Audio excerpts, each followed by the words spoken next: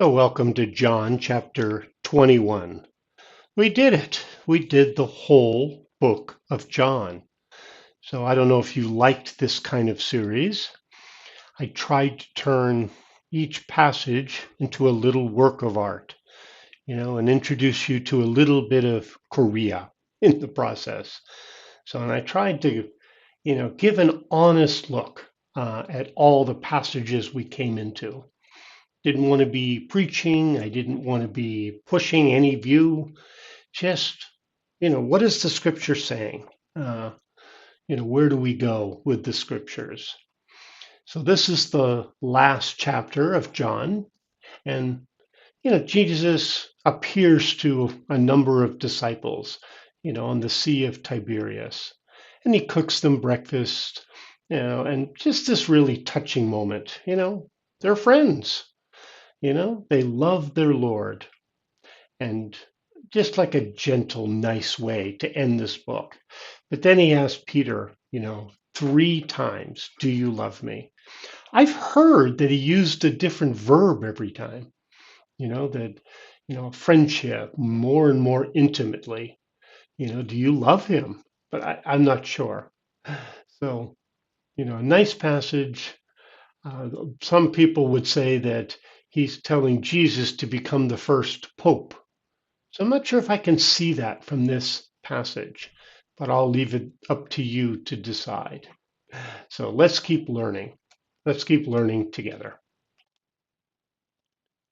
So let's read John chapter 21.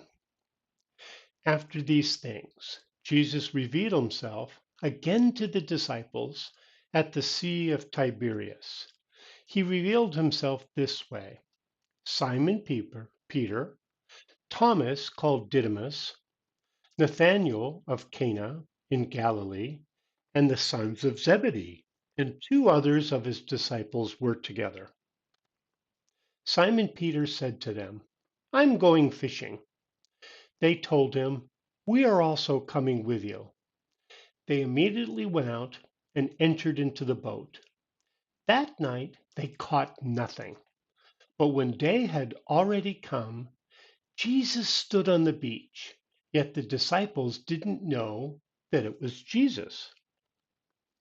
Jesus therefore said to them, Children, have you anything to eat? They answered him, No. He said to them, Cast the net on the right side of the boat, and you will find some. They cast it therefore, and now they weren't able to draw it in for the multitude of fish. The disciple, therefore, whom Jesus loved, said to Peter, It's the Lord. So when Simon Peter heard that it was the Lord, he wrapped his coat around himself, for he was naked, and threw himself into the sea. But the other disciples came in the little boat, for they were not far from the land, but about 200 cubits away, dragging the net full of fish. So when they got out on the land, they saw a fire of coals there, with fish and bread laid on it. Jesus said to them, Bring some of the fish which you have just caught.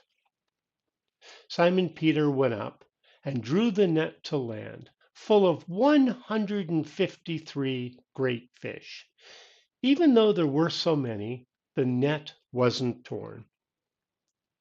Jesus said to them, Come and eat breakfast. None of the disciples dared inquire of him, Who are you? Knowing that it was the Lord.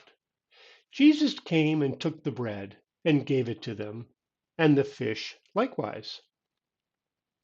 This is now the third time that Jesus was revealed to his disciples after he had risen from the dead.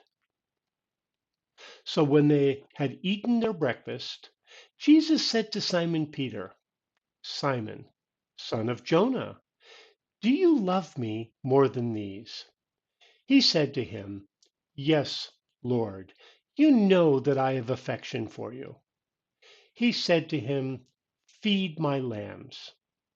He said to him again a second time, Simon, son of Jonah, do you love me? He said to him, "Yes, Lord, you know that I have affection for you." He said to him, "Tend my sheep." He said to him the third time, "Simon, son of Jonah, do you have affection for me?" Peter was grieved because he asked him the third time, "Do you have affection for me?" He said to him, "Lord, you know everything. You know that I have affection for you." Jesus said to him, "Feed my sheep." Most certainly, I tell you, when you were young, you dressed yourself and walked where you wanted to. But when you are old, you will stretch out your hands, and another will dress you and carry you where you don't want to go. Now he was now he said this, signifying by what kind of death he would glorify God. When he had said this, he said to him, "Follow me." Then Peter, turning around, saw a disciple following. This was the disciple whom Jesus loved, the one who had also leaned on Jesus' chest at the supper and asked, "Lord, who is going to betray you?" Peter, seeing him, said to Jesus, "Lord, what about this man?" Jesus said to him, "If I desire that he stay until I come, what is that to you? Follow me. You follow me." This saying, therefore, went out among the brothers, that this disciple wouldn't die. Yet Jesus didn't say to him that he wouldn't die, but if I desire that he stay until I come, what is that to you? This is the disciple who testifies about these things and wrote these things. We know that his witness is true. There are also many other things which Jesus did, which if they would all be written, I suppose even the world itself wouldn't have room for the books that would be written. May God add blessing on the reading of his word. So let's see what we learn from John chapter 21. You know, so again, he keeps revealing himself, Jesus, to different groups of people. In other gospels, he said he appeared to 500 people at one time. So there was, 30 days or something he kept appearing. So there was quite a number of people who could verify this. And so John seems to just report things that he was personally aware of. So he appeared to them, and some of the disciples like Simon Peter, Thomas, Nathaniel, the sons of Zebedee, and two others of his disciples. I don't know why they didn't get named. Very strange. He named everyone else except for, two others. Oh well. And so Peter said he's going fishing. So again, I'm not sure what they were thinking at this point. Did they realize that Jesus had to die for the people and that he was going to raise again? He said this about the temple. I'm going to raise the temple in 3 days. Well, this is exactly 3 days later. So why didn't they get it? So it's, very strange how dull they were. But again, I would have been dull too. He's introducing something totally new for his time frame, you know. So they went and they caught nothing when they went fishing. But then Jesus was on the beach, but they didn't know it was Jesus. And he performed a miracle for them. Terrible when you don't catch anything. So he said, throw your net, on the right side of the boat and you will find some. And they weren't able to draw it in for the multitude of fish. Clearly, this is a miracle. They fished all night. They're professional fishermen. They know what they're doing, yet they caught nothing. So he says, simply throw it to the right, and you know, you'll catch a bunch, and they did. It's really strange in verse 7, where um, why does John keep referring to himself as, the one whom Jesus loved? Didn't Jesus love all the disciples?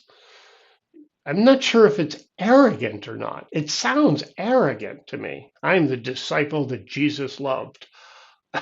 Why can't you just call yourself John? Why this weird way? It seems arrogant to me. Maybe I'm wrong, you know? And so he said, "It is the Lord," very clearly. And Simon Peter heard that it was the Lord. He wrapped his coat, for he was naked. Why was he naked?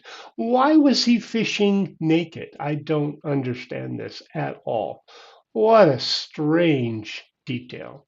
Says that he was naked. And again, Peter's so impetuous. He just jumps into the water. Just take the boat in. You're not that far. Why just jump into the water? He's so impetuous. So Jesus had this beautiful scene in verse 9. He had a fire going, fire of coals, whatever that was, with fish and bread. So where did Jesus get the fish and bread? Somehow he did. And so that was their breakfast, by the way. They ate fish and bread.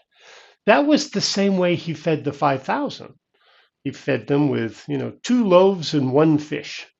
So bread and fish seemed to be the diet back then, And so he pulled up the net with all the fish, and they had 53 great fish. 53. From a night of catching nothing to 53 great fish. But the net didn't tear. So with that many fish, probably the net should have torn. Another miracle by Jesus. And Jesus said, "Come and eat breakfast." Just such a nice scene here, you know.